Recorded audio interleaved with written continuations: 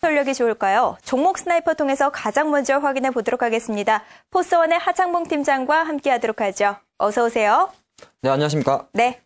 가장 먼저 수급과 관련해서 종목들 전략 풀어보도록 할 텐데요. 외국인 순매수 보인 종목 먼저 확인해 보도록 할까요? 네, 오늘 시장도 상당히 조금 익사이팅한 장이었던 것 같습니다. 아침에는 약간 상승 출발했다가 장중원 때 코스피는 1910까지 밀렸습니다만은 전체로 시장은 또 장 후반에 힘을 발휘하는 모습이었고요.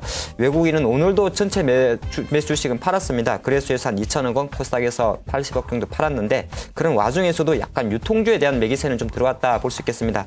그러다 보니까 외국인들이 순매수한 5종목을 좀 살펴드리면 호텔신라, 동부화재, 차바이오엔, 에스맥, 서울반도체가 있는 것 같습니다. 동부화재 같은 경우는 약간 많이 빠졌다가 바닥권은 조금 반등을 하는 모습이고요.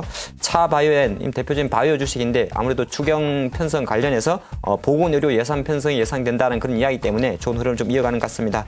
서울반도체는 오늘 LED 종목 자체가 상당히 시장의 어떤 테마가 좀 흐르다 보니까 상당히 좋은 흐름을 보여줬던 것 같고요. 이 5가지 종목 중에서 한 가지만 살펴보도록 하겠습니다. 그 종목은 호텔신라입니다. 호텔신라 오늘 사실 좀 많이 올랐어요. 제가 보니까 한 5.17% 상승해서 57,000원까지 올랐는데 시장에서는 사실 4월 초순 정도만 해도 중국의 이제 조류 인플루엔자 AI 감염자가 확산돼서 여행객 수요가 감소할 수 있지 않을까 그렇게 해서 사실은 주가 조금 조정을 받았습니다만은 최근에 계속적으로 외국인의 콜을 받으면서 오늘 다시 한번 55,000원 단기 저항이 단기 지지선으로 돌변한 이후에 57,000원까지 올라갔지 않나 그렇게 봐드리겠고요. 그러한 흐름 과정 속에는 지금 최근 일주일 동안의 시장 전체적인 트렌드 자체가 민감주 하락, 내수 방어주 상승이라는 그런 수급 메커니즘에도 같이 맞물리면서 오늘 다시 한번 55,000원의 벽을 뛰어넘는 그런 흐름을 보여준 것 같습니다. 잠깐 차트 보면서 추가 전략 드리면요. 내수주들은 항상 제가 드리는 말씀이 항상 좀 긴 호흡으로 보셔야 되는데 최근 4월 한 중순 정도 초순이 됐던 것 같습니다. 바로 AI, 조류 인플루엔자 신종플루 관련해서 이 종목들이 잠깐 실적 우려 때문에 쉬었다가 지금 현재 수준의 어떤 상승 모멘텀은 그것도 사실 무시는 못합니다만은 계속적으로 여행 수요라든지 아니면 추경 예산 편성 그리고 또 하나가 올해 이제 새로 공사가 완료되는 면세점 사업에 대한 성장성을 기반으로 외국인의 콜을 조금 받는 모습이다 볼 수 있을 것 같고요. 전략은 글쎄 오늘의 양봉이 참 이쁩니다. 이뻐가지고 아마 조금 상승 탄력이 있을 것 같은데요.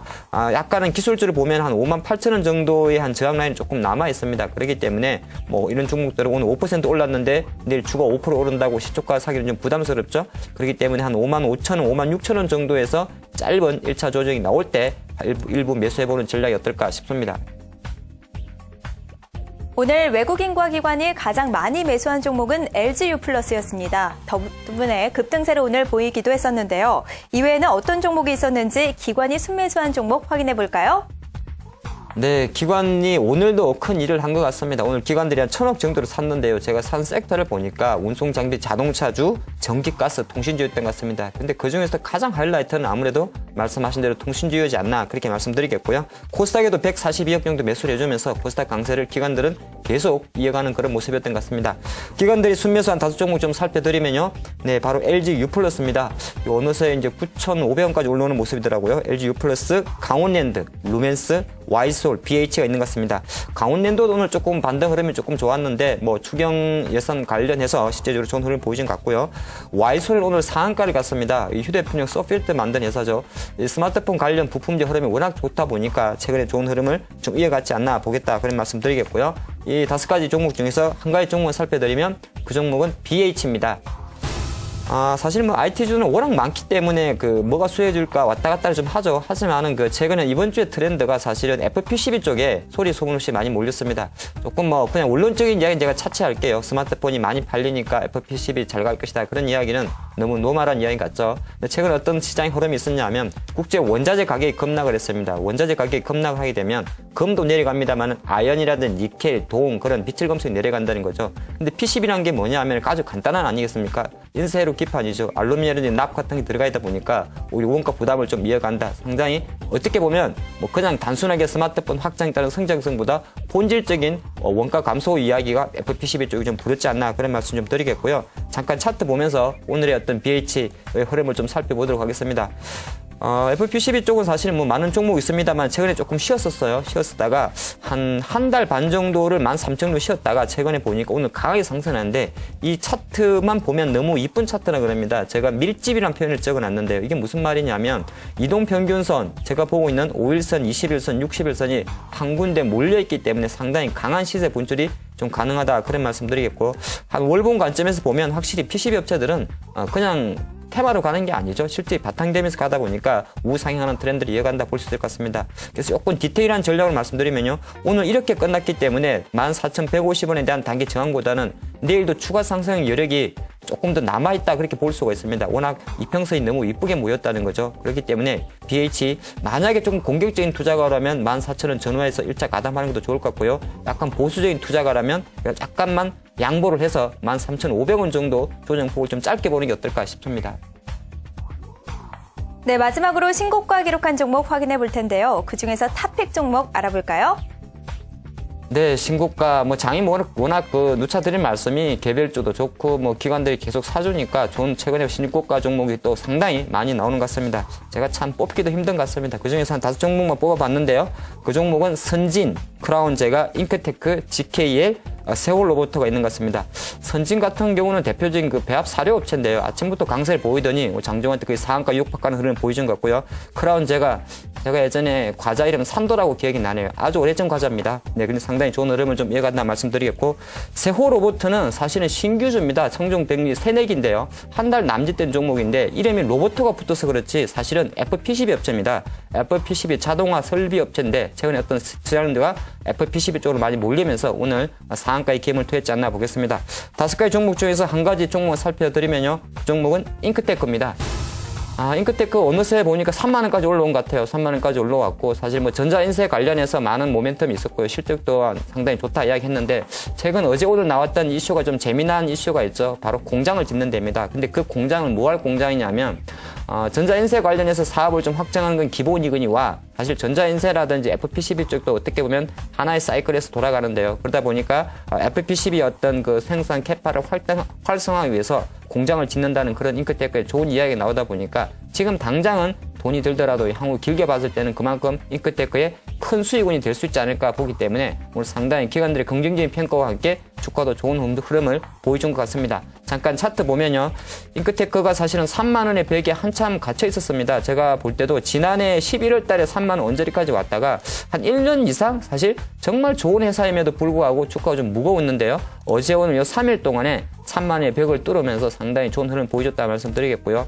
이 종목도 월봉 잠깐 보여드리면 아까 전에 본 BH나 이런 종목은 조금 다르죠. 약간은 기복이 있는 종목입니다. 그러니까 상승 탄력성이 그렇게 좋지 않은 종목이라는 것이 잉크테크의 특징인데 이유는 잘 모르겠어요. 시가총액 2천억짜리가 이렇게 조금 무겁게 움직인다는 것이 사실 잉크테크의 큰 특징 중에 하나다 말씀드리겠고요. 그렇기 때문에 오늘 종가가 3450원이고 재료가 노출된 시점에서 성급하게 붙을 필요는 없지 않나 보겠습니다. 그래서 이 종목은 향후에 좀 길게 보는 투자 관점에서 접근하셔야 되기 때문에 매수 가격은 제가 상당히 좀 보수적으로 잡을까 합니다. 한 29,000원 이하 정도 내려왔을 때 1차 매수하셔가지고 3만 이상까지 가져가는 전략이 좋지 않나 그렇게 보겠습니다. 이어서 오늘 장에서 가장 강했던 업종과 테마를 얘기해보는 시간이죠. 이슈 스나이퍼 시작하겠습니다. 경기 불황으로 기업들의 재고자산 자체가 줄어들었다고 합니다. 물건이 잘 팔리지 않기 때문인데요. 자세한 내용 확인해보도록 하죠. 경기 침체가 장기화되면서 기업들도 재고자산 부담을 줄이기 위해 안간 힘을 쓰고 있습니다. 팔리지 않을 경우 고스란히 손해를 떠안을 수 있기 때문인데요. 상장사 협의회에 따르면 지난해 기업의 평균 회수 기간은 49.8일로 재작년보다 2.53일이 줄어든 것으로 나타났습니다. 현금 회수 기간은 원재료 구입을 위한 현금 투입에서 제품 판매에 따른 현금 회수까지 걸리는 시간을 말합니다. 이 수치가 작을수록 기업에게는 유리한데요. 보통 기업은 제품이 잘 팔릴 것으로 예상될 때 창고에 물건을 쌓아둡니다. 수요에 충분히 대응하기 위해서죠. 하지만 지난해 현금 회수 기간이 줄어든 것은 경기 침체 탓이 컸습니다. 상장사 협의회 측은 경기 침체가 지속되면서 기업들도 재고를 최소한으로 가져가고 있는 것으로 풀이된다고 설명했습니다. 현금 회수 기간이 줄어들었다라는 것은 긍정적이었지만 원인이 좋지가 못했습니다. 경기 불황 때문이었다고 하는데요. 이해 때문에 타격을 입을 업종도 있을 것 같습니다. 자세한 내용 확인해 보도록 하죠. 네, 사실 이제 기업 경영을 하다 보면은 많은 비용이 발생을 하고 또 하나 많은 고민을 하게 되는데요. 그 중에 하나가 바로 사실은 재고 관리입니다. 제조업들이 갖고 있는 가장 본질적이면서도 가장 중요한 일 중에 하나가 재고 관리라는 거죠. 제품이라든지 상품을 만들어서 어느 정도 공장에 비축을 해놨다가 그것이 경기가 좋고 만약에 수요가 활성화됐을 때는 빨리 내줘야 되는 것이고요. 하지만 또 거꾸로 잘 팔릴 것 같아서 많이 재고를 쌓아놨는데 오히려 경기가 안 좋아서 안 팔리게 되면 그냥 안 팔리는 정도가 아니라 그게 들어가는 고정비에 대한 원가 부담이 계속 늘어나가지고 오히려 기업은 계속 밑으로 내려갈 수밖에 없다. 그렇게 볼 수가 있습니다. 기사 내용에서 보니까 딱 정말 제목만 보면 상당히 좋은 이야기예요. 무슨 내용이냐면 현금 회수 기간이 짧아졌다 그러는 겁니다. 현금 회수 기간이라는 거는 기사에 나와 있는 대로 또 현금을 가지고 원재료를 사서 그것을 다시 팔아가지고 그 현금이 다시 들어오는 데까지 기간이죠. 짧다는 거는 그만큼 물량이 잘 도는 거 아니겠습니까? 하지만 그 내용을 좀 들어봤더니 사실은 내용은 그렇지가 않았다. 그런 말씀 좀 드리겠고요.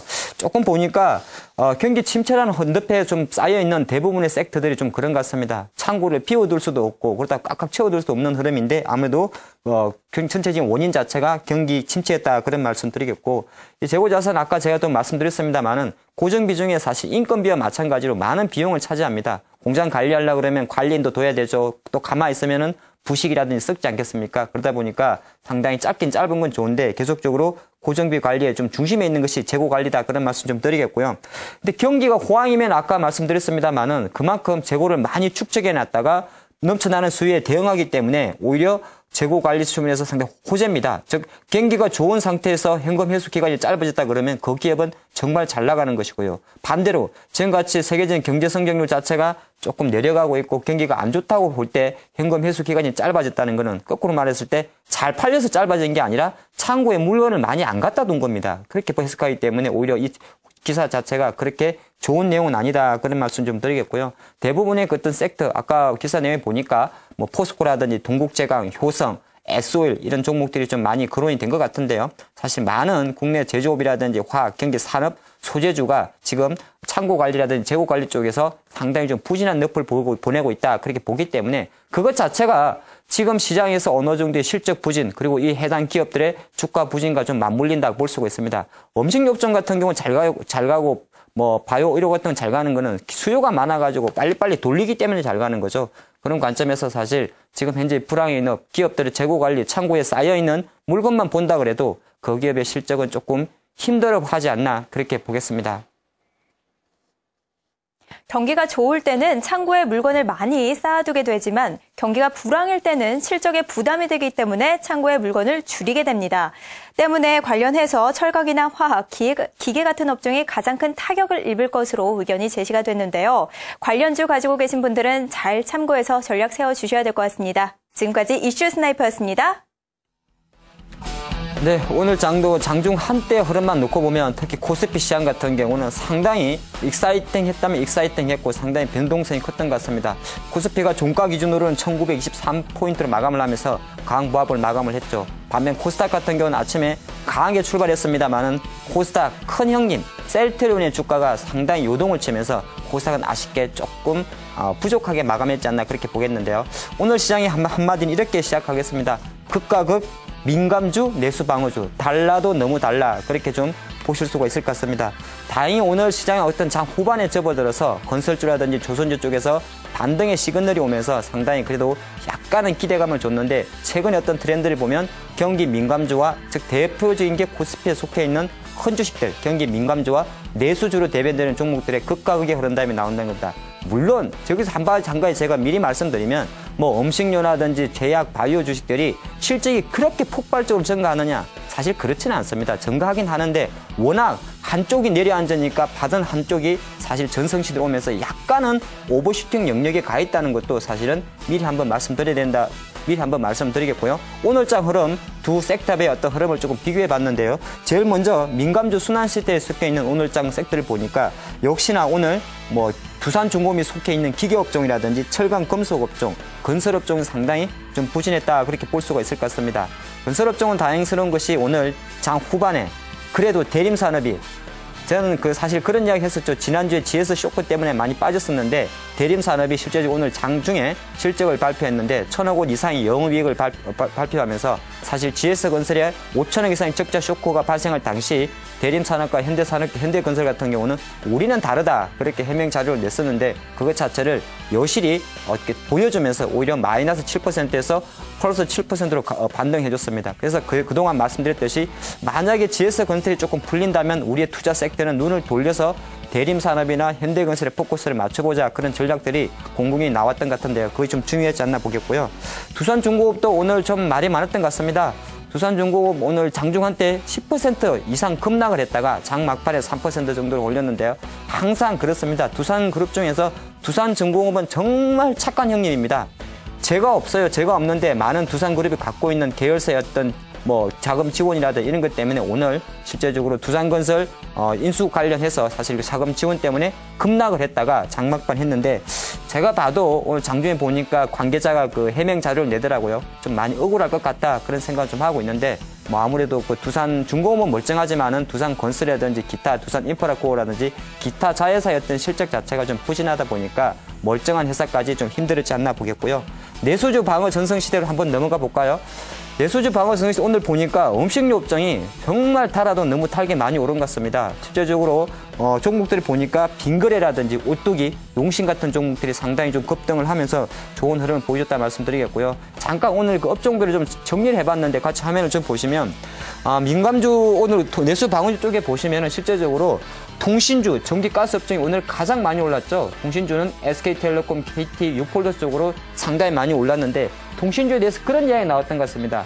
사실 이 말 붙이기 나름인데요. 실질적인 질적 개선이 좀 가능할 것이다. 그런 이야기 나왔던 겁니다. 그 말 자체는 뭐냐 하면 그냥 단순하게 예전에는 통신주 스마트폰 많이 팔리니까 아니면 요금제 해서 돈 벌겠지 이게 아니라 계속적으로 정부 규제 때문에 마케팅 비용 축소를 초래하게 된다. 그렇게 봤을 때는 실질적인 질적인 개선을 기대할 것이라는 그런 콜이 나오면서 상당히 좀 흐름을 보여준 것 같고요. 맨 밑에 있습니다. 화면 좀 작습니다만은 역시 음식료라든지 소형주의 어떤 강세 흐름은 지금 내수주 전성시대를 이어간다 그런 말씀 좀 드리겠고요.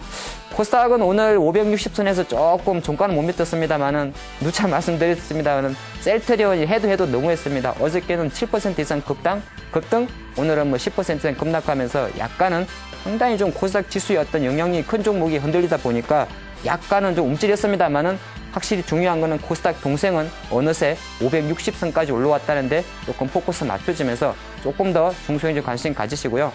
내일장은 저의 바람입니다. 오늘 제가 아까 장 후반에 보니까 삼성중공업이나 대우조선해양 쪽에서 기관이나 외국인의 매수가 들어오면서 조선주에 대해서 어느 정도 반등이 좀 시그널이 보였던 것 같은데요. 그렇다 그러면 오늘 나는 달라요라고 보여준 건설주와 마찬가지로 내일은 일단 그동안 많이 빠졌던 건설주 쇼크, 조선주 쇼크의 1단락을 기대하면서 그나마 약간 숨통 한번 튈 수 있는 민감주의 반등을 기대해 보겠습니다.